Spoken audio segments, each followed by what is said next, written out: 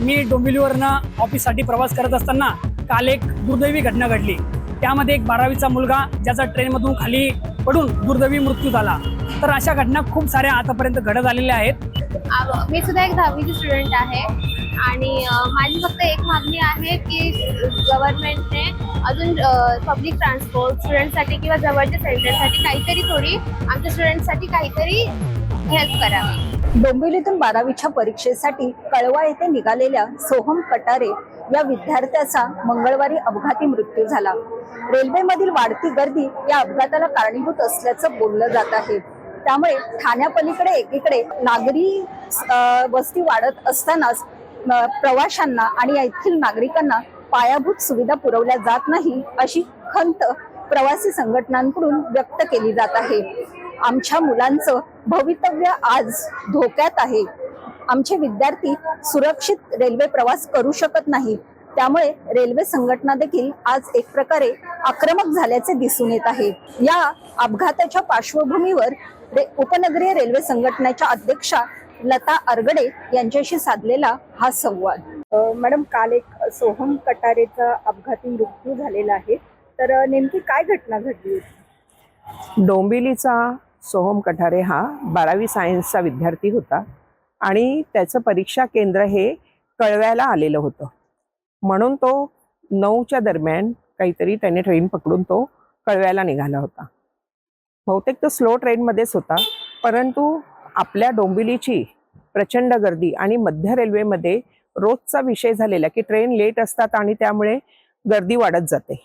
त्याप्रमाणे त्याला मला वाटतं एका स्लो ट्रेनमध्ये तो चढला, पण त्याला कळव्याला उतरायचं होतं म्हणून तो कदाचित मुंब्र्याला दरवाजावर आलेला असेल आणि त्यावेळेला त्या गर्दीच्या लोंढ्यामुळे तो त्या मुंब्रा आणि कळव्याच्या दरम्यान तो चालत्या ट्रेनमधून पडला आणि त्याचा दुर्दैवी अपघाती निधन झालेला आहे। ही घटना अत्यंत दुर्दैवी आहे, कारण रोज नोकरदार वर्ग हा पडतोय मरतोय हे आपण रोज ऐकतोच आहे। रोज त्याच्या बातम्या होत आहेत की तुमच्या पत्रकारांकडूनच आज वर्षभरात किती लोक मृत्युमुखी पडले, किती अपघातात जखमी झाले, गंभीर जखमी झाले, ह्याची माहिती नेहमी येत असते आणि नेहमी वारंवार आम्ही रेल्वे प्रवासी महासंघाच्या माध्यमातून, रेल्वे प्रवासी संघटनेच्या माध्यमातून शासनाकडे, तसेच रेल्वे प्रशासनाकडे, रेल्वे मंत्र्यांकडे याचा पाठपुरावा हे देखील करतोय, पण याच्याकडे बघणारे जसे काही दगडाचे काळजाचे झाले असा प्रत्यय आम्हाला कालच्या घटनेनंतर पुन्हा आलेला आहे। त्यानंतर तुम्ही काही रेल्वे प्रशासनाकडे वगैरे मागणी केली का या घटनेनंतर? मॅडम, कितींदा मागणी करायची? आमचे असे कितीतरी पत्र आहेत, आम्ही महिन्याला आठवड्याला पत्र पाठवतो। मागे मी सीएमची देखील भेट घेऊन त्यांना याच विषयावरती एक पत्र दिलेलं आहे। मुंब्र्याचा अपघात झालेला तेव्हा सीएम साहेबांनी एक घोषणा केली होती की 15 डब्याच्या ट्रेन त्या लवकरात लवकर सुरू करणार आहेत बंद, आणि चालत्या ट्रेनमधून जे पडून अपघात होत आहेत ते होऊ नये म्हणून बंद दरवाजाच्या ट्रेन सुरू करणार आहेत।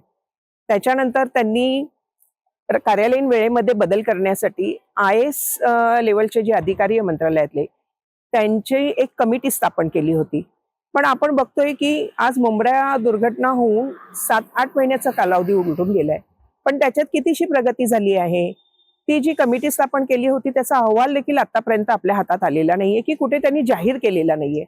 म्हणजे फक्त घोषणा केल्या जातात पण त्याची पूर्तता होत नाही। सर्वसामान्य नागरिक आहे, नोकरदार वर्ग आहे म्हणून त्याची गौण किंमत आहे का? की कारण काल आमचा विद्यार्थी, आमच्या घरातला मुलगाच जणू काही गेला आहे। ही किती दुर्दैवी आणि ही शोकांतिका आहे, आमच्यासाठी खूप मोठी शोकांतिका आहे। मॅडम, आपण बघितलं तर रेल्वे प्रवासी संघटनांनी या घटनेचा निषेध करण्यासाठी आज काळ्या फिती लावून केलेलं, तर त्याला कसा रिस्पॉन्स मिळाला आणि काय आव्हान केलं होतं तुम्ही? काही ठिकाणी लोकांचा रिस्पॉन्स मिळालेला आहे, पण आता लोकांचं पण अशी मानसिकता झालेली वाटते की रोज मरे त्याला कोण रडे, कारण त्यांनी ते स्वीकारलेलं आहे असं दिसतंय आता आम्हाला, कारण कोणीही त्यांच्याकडे बघत नाही। एक काळ असा होता की अशा घटना घडल्यानंतर राजकीय पक्षामधले सत्ताधारी नाही, निदान विरोधी पक्षाचे जे लोक असतात, पदाधिकारी असतात, आमदार असतात, खासदार असतात, ते तरी याच्यावरती आवाज उठवायचे, पण आता ते पण तोंडाला पट्टी लावून बसल्यासारखे आहे। यापुढे आमची भूमिका तर अशी असणार आहे की आम्ही जे नेहमी करत आलो आहे, आम्ही कुठेही आंदोलनाची भूमिका घेत नाही। म्हणजे जे काही करतो आम्ही ते पत्रव्यवहारामार्फतच आणि सनदशीर मार्गाने करतो, त्याप्रमाणेच आमची पुढील लढाई सुरू असणार आहे। आज आम्ही संध्याकाळी आमचे जे आमदार साहेब आहेत राजेश मोरे त्यांची भेट घेणार आहोत आणि त्यांच्या माध्यमातून CM सोबत म्हणजे आपले राज्याचे मुख्यमंत्री की ज्यांना सगळे देवाभाऊ म्हणतात, खरंच त्यांच्यात देव असेल तर त्यांनी आमच्या रेल्वे प्रवाशीचा जो मृत्यू होतोय रोज त्याच्याकडे जरा गांभीर्याने बघतील आणि आमच्याबरोबर एक बैठक आयोजित करतील आणि त्या बैठकीमध्ये योग्य ते निर्णय घेतील. सोहम कठारे म्हणजे हा आमचा डोंबिवलीकरांचाच मुलगा होता. भले तो साताऱ्यावरून इथे स्वतःच्या भविष्याच्या पुढील स्वप्न रंगवण्यासाठी, स्वप्न साकार करण्यासाठी, शिक्षण घेण्यासाठी तो इथे मामाच्या घरी आलेला होता. म्हणजे तो आमच्याच घरातला एक मुलगा गेल्यासारखा आहे. आणि आता हे अशा आमच्या मुलांचे भवितव्य असेच धोक्यात आलेले आहे, ह्याची ही नांदीच आहे. कारण आज आपण बघतोय की मुलं शिक्षणासाठी वेगवेगळ्या ठिकाणी जातात आणि त्यांना डोंबिवलीच्या, कल्याणच्या किंवा बदलापूर, कसारा, कर्जत पासूनची जी मुलं आहेत त्यांना रेल्वेशिवाय दुसरा पर्यायी मार्गच नाहीये.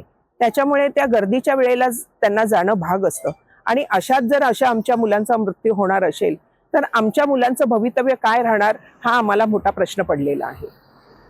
त्याच्या घरात कोण कोण होतं सोहमच्या वगैरे, त्या काही कुटुंबाविषयी काही माहिती कळाली? त्याच्या घरात म्हणजे आम्हाला एवढी माहिती मिळालेली आहे की तो मामाकडे राहत होता आणि आता त्याचा अंत्यविधी करण्यासाठी त्याला साताऱ्याला घेऊन गेलेले आहेत काल. आणि साताऱ्याला बहुतेक त्याचे पालक असतील आणि तिथेच सगळे विधी होणार आहे. रेल्वेमध्ये वाढत जाणारी गर्दी यावर रेल्वे प्रवासी काय म्हणतात हे आपण आता पाहूयात. काल जी घटना झाली त्यामुळे 12th एक स्टुडंट होता, त्याचा जीव गेला. मी सुद्धा एक 10वीची स्टुडंट आहे आणि माझी फक्त एक मागणी आहे की गव्हर्नमेंटने अजून पब्लिक ट्रान्सपोर्ट स्टुडंटसाठी किंवा जवळच्या सेंटरसाठी काहीतरी थोडी आमच्या स्टुडंटसाठी काहीतरी हेल्प करावी. परसों एक लड़के का जान चले गया, इतना सब तकलीफ होता है बैठने को, उठने को, चलने को. ज्यादा गाड़ी बढ़ा बढ़ाओ, बहुत बहुत करती रहता है. किसी को चढ़ने नहीं मिलता है, किसी को उतरने नहीं मिलता है. इतना इतना चलने उठने को तकलीफ होते रहते. मी डोंबिवलीवरनं ऑफिससाठी प्रवास करत असताना काल एक दुर्दैवी घटना घडली. त्यामध्ये एक 12वीचा मुलगा ज्याचा ट्रेनमधून खाली पडून दुर्दैवी मृत्यू झाला. तर अशा घटना खूप साऱ्या आतापर्यंत घडत आलेल्या आहेत आणि ते आमच्या डोळ्यांनी आम्ही बघितले आहेत. तर डोंबिवलीकरांसाठी आणि बाकी जनतेसाठी सुद्धा ही दुर्दैवी घटना आहे. सरकारने यावरती ऍक्शन घ्यायला पाहिजे. कारण की सामान्य जनतेतून सरकारला खूप सारा निधी पुरवला जातो तिकिटांच्या माध्यमातून. तरी सरकारने सुद्धा यावरती ऍक्शन घेतली पाहिजे आणि लोकांच्या सिक्युरिटीसाठी विचार केला पाहिजे. महाराष्ट्र नवनिर्माण विद्यार्थी सेनेचे प्रतीक देशपांडे यांच्याशी साधलेला हा संवाद. आज जी काही घटना घडली, कैलासवासी सोहम कटरे याला सर्वप्रथम महाराष्ट्र नवनिर्माण सेना डोंबिवली शहरातर्फे भावपूर्ण श्रद्धांजली आहे. अतिशय नियोजन शून्य कारभार या रेल्वे प्रशासनाचा आहे. डोंबिवली हे सांस्कृतिक शहर यांना एवढ्या प्रमाणात महसूल देतं, पण आत्तापर्यंत तुम्ही बघाल ह्यांचं कुठल्याही स्वरूपाचं रेल्वेच्या बाबतीत किंवा रेल्वेच्या फेऱ्या वाढवण्याच्या बाबतीत कुठलंही नियोजन नाही आहे. आणि आज जी काही घटना घडली की जी याचा संपूर्ण दोष हा या रेल्वे प्रशासनाचा आहे. आम्ही त्याचा सर्वप्रथम जाहीर निषेध करतोय की जी काही भविष्य घडवणारी पिढी आहे, भारताचं उज्ज्वल भविष्य घडवणारी पिढी यांचे आज हे अतिशय महत्त्वपूर्ण पेपर्स, जे बोर्डाचे पेपर्स म्हणून आपण म्हणतो, निदान प्रशासनाने या बोर्डाच्या पेपरच्या दिवशी किंवा या परीक्षांच्या कालावधीत ट्रेनची संख्या वाढवावी किंवा त्या ज्या काही सोयीसुविधा त्या विद्यार्थ्यांना लागणार आहेत त्या ॲक्च्युली द्यायला पाहिजे होत्या. पण तसं घडताना कुठेही दिसत नाहीये आणि आम्ही महाराष्ट्र नवनिर्माण सेनेतर्फे याचा जाहीर निषेध करतोय. रेल्वे प्रशासनाने कुठेतरी या सर्व गोष्टी येणाऱ्या भारताच्या उज्ज्वल भविष्यासाठी, भविष्याच्या पिढीसाठी गांभीर्यानं घ्यायला हव्यात. रेल्वे प्रवासात अनेक प्रवाशांचा सातत्याने जीव जाताना दिसून येत आहे. या संदर्भात प्रवासी संघटना असो किंवा महाराष्ट्र नवनिर्माण विद्यार्थी सेना यांनी वारंवार रेल्वे प्रशासनाकडे पत्र व्यवहार केलेला आहे. मात्र मुंबईकरांची जीवनवाहिनी समजल्या जाणाऱ्या या रेल्वेत गर्दीच्या वेळी प्रवाशांचा मात्र जीव गुदमरत आहे. प्रवाशांची सुरक्षा धोक्यात आलेली असताना आता तरी रेल्वे प्रशासन या संदर्भात कोणतं पाऊल उचलणार का हे पाहावं लागणार आहे. कल्याण डोंबिवलीतील अशाच महत्त्वाच्या घडामोडी जाणून घेण्यासाठी तुम्ही आमच्या महाएमटीव्ही फेसबुक पेजला आणि युट्यूब चॅनलला लाईक आणि सबस्क्राईब करायला विसरू नका. धन्यवाद.